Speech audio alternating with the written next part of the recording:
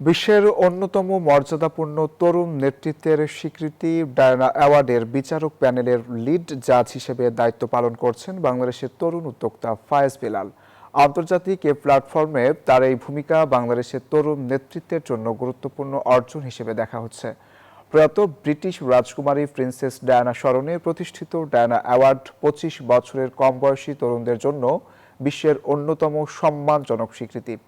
সমাজে ইতিবাচক পরিবর্তনে ভূমিকা রাখা তরুণদের এই পুরস্কার দেওয়া হয়। প্রিন্সেস ডায়ানার দুই ছেলে প্রিন্সেস উইলিয়াম ও প্রিন্স হ্যারি এ কার্যক্রমের সঙ্গে যুক্ত।